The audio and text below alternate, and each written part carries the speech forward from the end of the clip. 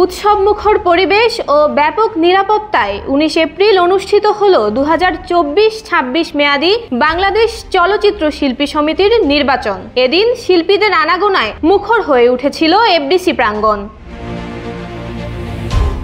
যথাযথভাবে নির্বাচন শেষে সারা রাত ভোট গণনা শেষ করে সকালে নির্বাচনে মিশা ও দীপজলকে জয়ী ঘোষণা করেন প্রধান নির্বাচন কমিশনার খোরশেদ আলম খসরু। এই ফলাফল মেনে নিয়ে মিশা এবং দীপজলকে গলায় ফুলের মালা দিয়ে বরণ করে একসঙ্গে কাজ করার আশ্বাস দেন নিপুণ আক্তার, কিন্তু সে আশায় গুড়ে বালি। মিশা দীপজল কমিটির শপথের মাস না পেরোতেই নতুন নাটকের ইঙ্গিত দিলেন পরাজিত সাধারণ সম্পাদক প্রার্থী Nasrin Akhtar Nipun. Jamuna EC, the goodness of purified air. আমার বাসায় এনেছি যমুনা ইসি, আপনি কিনছেন তো? এবারও শিল্পী সমিতিকে হাইকোর্ট দেখালেন এই অভিনেত্রী।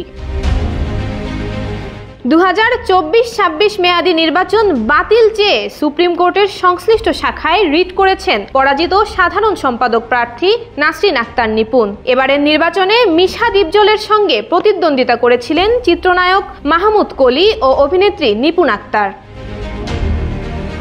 সম্প্রতি সুপ্রিম কোর্টের সংশ্লিষ্ট শাখায় এই রিট আবেদন করেন নিপুণ। রিটে মিশা দীপজলের নেতৃত্বাধীন কমিটির দায়িত্ব পালনে নিষেধাজ্ঞা চাওয়া হয়েছে। বিচারপতি নাইমা হায়দার ও বিচারপতি কাজী জিনাত হকের হাইকোর্ট বেঞ্চে এটির শুনানি হতে পারে। নিপুণের পক্ষে আইনজীবী পলাশ চন্দ্র রায় এই রিট করেন। শিল্পী সমিতির নির্বাচনে 570 জনের মধ্যে 475 জন শিল্পী ভোট দেন।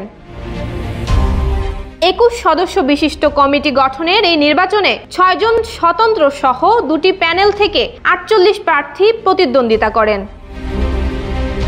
2022-24 মেয়াদের নির্বাচনকে প্রশ্নবিদ্ধ করেন জায়েদ নিপুণ। সাধারণ সম্পাদক পদকে কেন্দ্র করে হাইকোর্ট পর্যন্ত তাদের লড়াই চলে। এবারেও হাইকোর্ট দেখালেন নায়িকা নিপুণ। তবে এই নাটকের শেষ কোথায় তা দেখার অপেক্ষায় চলচ্চিত্র প্রেমীরা।